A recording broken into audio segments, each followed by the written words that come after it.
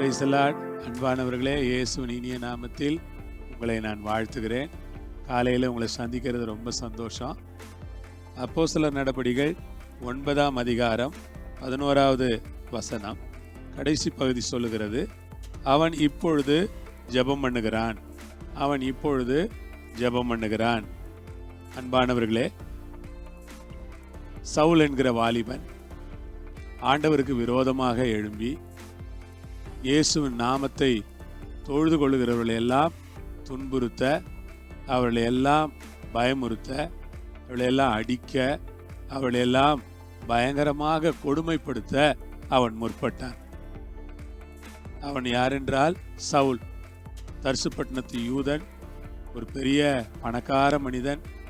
அவனுக்கு இருந்த ஐஸ்வர்யம் அவனுக்கு ஒரு பெருமையை கொடுத்தது, அவனுக்கு இருந்த படிப்பு அவனுக்கு ஒரு பெருமையை கொடுத்தது. இப்படி பல பெருமைகளை தன்னிடத்தில் வைத்து கொண்டிருந்த ஒரு மனிதன் அவன். அந்த மனிதனை குறித்து பைபிள் சொல்கிறது, அவன் இப்பொழுது ஜெபம் பண்ணுகிறான். அந்த மனிதன் ஆண்டவருக்கு விரோதமாக போகும் பொழுது அவன் கடிதங்களை வாங்கலாம், நிருபங்களை வாங்கலாம் என்று போய்கொண்டிருக்கிறான். அவன் போய்கொண்டிருக்கிற வேளையிலே, சிரியாவுக்கு போகிற வழியிலே தேவன் அவனை சந்திக்கிறார். அப்பொழுது அவன் கீழே விழுகிறான். ஒரு சூரிய ஒளி அவன் மேல் பிரகாசிக்கிறது. சூரிய ஒளியிலும் அதிகமான ஒளி பிரகாசிக்கிறது. 2 கண்கள் குருடானவனாக அவன், ஆண்டவரே நீர் யார் என்று கேட்கிறான். அப்பொழுது இயேசு சொல்லுகிறார், நீ துன்பப்படுத்துகிற இயேசு நானே. நான் என்ன செய்ய சித்தமாயிருக்கிறீர் என்று கேட்கிறான். நீ எழுந்து பட்டணத்துக்கு போ, அங்கே நீ என்ன செய்ய வேண்டும் என்று உனக்கு சொல்லப்படும் என்று ஆண்டவர் சொன்னார். அவன் பட்டணத்திற்கு வருகிறான். அதைத்தான் நாம் இங்கே படிக்கிறோம். அங்கே நேர்த்தெரு எண்ணப்பட்ட ஒரு தெருவிலே அவன் ஜெபம் பண்ணி கொண்டிருக்கிறான். அவன் ஜெபம் பண்ணி கொண்டிருக்கிறான். பைபிள் சொல்லுறது, அவன் இப்பொழுது ஜெபம் பண்ணி கொண்டிருக்கிறான்.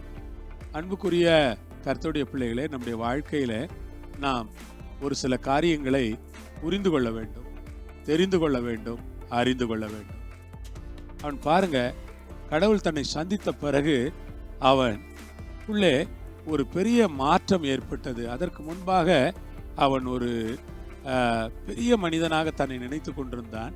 இப்பொழுது நான் என்ன செய்ய வேண்டும் என்று கடவுளிடத்தில் கேட்டு ஜெபம் பண்ணுகிற ஒரு மனிதனாக அவன் இருந்தான்.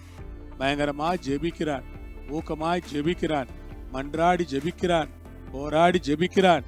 கடவுளே நான் என்ன செய்ய வேண்டும், இயேசுவே நான் என்ன செய்ய வேண்டும், நான் எப்படி நடந்து கொள்ள வேண்டும், நான் என்னென்ன காரியங்களை செய்ய வேண்டும் என்று அவன் கர்த்தரிடத்தில் ஊக்கமாய் ஜெபிக்கிறதை நாம் பார்க்கிறோம். அன்பானவர்களே, இன்றைக்கு அநேக நேரங்களில் ரட்சிக்கப்பட்டு ஆரம்பத்தில் மக்கள் ஜெபிக்கிறார்கள். ஆனால் பவுலுடைய கடைசி வாழ்க்கை வரை பாருங்கள், பவுல் ஒரு ஜெப வீரனாக வாழுகிறார். ரட்சிக்கப்பட்ட ஆரம்ப நாட்களில் ஜெபிக்கிறது மாத்திரமல்ல, தன்னுடைய வாழ்க்கையின் கடைசி வரை ஒரு ஜெப வீரனாக பவுல் வாழ்கிறதை நாம் பார்க்கிறோம். இன்றைக்கு நமக்கு தேவையான ஒரு காரியம் என்னவென்றால், நாம் ஒரு ஜெப வீரனாக இந்த உலகத்திலே வாழ வேண்டும். இன்றைக்கு நீங்க ரட்சிக்கப்பட்டிருக்கிறீங்கன்னா, ஆண்டவரை ஏத்துக்கிட்டு இருக்கிறீங்கன்னா, நீங்க ஜெபிங்க. நீங்க ஜெப வீரர்களா இருங்க. நீங்க ஜெப வீரர்களா இருந்தீங்கன்னா அது ஆண்டவருக்கு மகிமையா இருக்கும். நீங்க ஜெபிச்சு ஜெப வீரர்களா இருந்து பரலோகத்தை அசைச்சிங்கன்னா பரலோக தேவனே சந்தோஷப்பட மாட்டாரா? ஆகவே விசுவாசிகளை நீங்கள் ஒவ்வொருவரும் ஜெபத்துல உறுதியா தரிச்சிருங்க. ஜெபம் பண்றதுல உறுதியா இருங்க. கர்த்தர் நம்ம ஜெபம் பண்றதை பார்த்து, நம்ம ஜெபம் பண்றதை கேட்டு கர்த்தர் பல வல்லமையான காரியங்களை செய்வார் என்று உங்களுக்கு சொல்றேன். நீங்க ஜெபம்தான் தேவைப்படுது. தனி வாழ்க்கையில ஜெபம், குடும்பத்துல ஜெபம், சபையில ஜெபம், நம்முடைய வீடுகளில் ஜெபம், இப்படி ஒரு பெரிய ஜெபம் நமக்கு தேவைப்படுது. கர்த்தர் தாமே உங்களை ஆசீர்வதிப்பாராக, வழி நடத்துவாராக. கர்த்தருடைய நாம் மையப்படுவதாக. ஜெபம் பண்ணுவோமா? பரலோகத்தில் இருக்கிற எங்கள் பிதாவே, இந்த வேலைக்காக நாங்கள் உம்மை ஸ்தோத்திரிக்கிறோம், கரங்களில் ஒப்பு கொடுக்கிறோம்.